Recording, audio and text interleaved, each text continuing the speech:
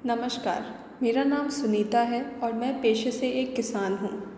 पिछले साल मुझे फसल की पैदावार में कमी का सामना करना पड़ा। मेरे खेत की मिट्टी कुछ कमज़ोर हो गई थी, लेकिन कारण समझ नहीं आ रहा था। फिर एक दिन मेरे गांव में कृषि अधिकारी आए।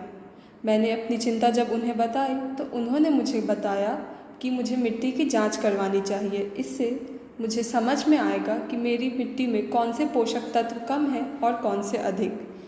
मैंने उनसे पूछा कि मिट्टी की जांच कैसे करवाई जाती है।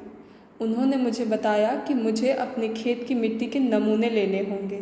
खेत के कम से कम 10 से 12 हिस्सों में से मिट्टी लेकर मुझे नमूने प्रयोगशाला में भेजने होंगे ताकि जांच सही तरीके से हो।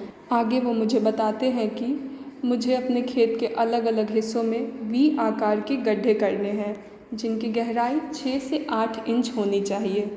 ध्यान रहे गहराई ज़्यादा ना हो, क्योंकि हमारी जड़ें उतनी गहराई से पोषण नहीं लेते हैं।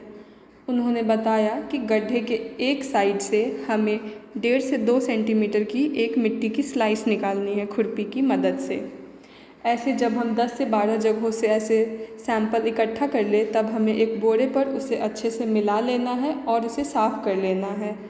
इसके बाद हमें उसे गोलाकार रूप देकर उसके 4 भाग करने हैं। इस 4 भाग करने के तरीके को हम क्वाड्रेंट मेथड कहते हैं।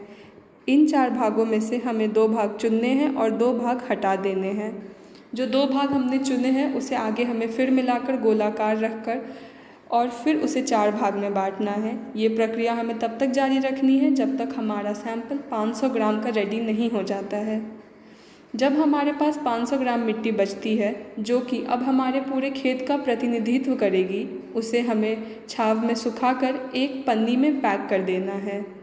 इस पन्नी के अंदर हमें एक लेबल भी रखना है, जिसमें हमें अपना नाम, अपने गांव का नाम, पिछली फसल जो हमने अपने खेत में लगाई थी उसकी जानकारी और अगली फसल जो हम लगाने वाले हैं उसकी जानकारी लिखकर प्रयोगशाला में अपने सैंपल को जमा करवा देना है।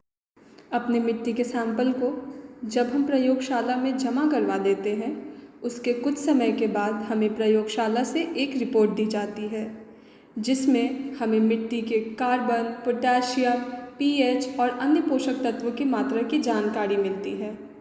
जैसे कि मुझे मेरे मिट्टी के रिपोर्ट से यह पता चला कि मेरी मिट्टी में कार्बन और पोटेशियम की कमी है, वहीं नाइट्रोजन पर्याप्त मात्रा में है।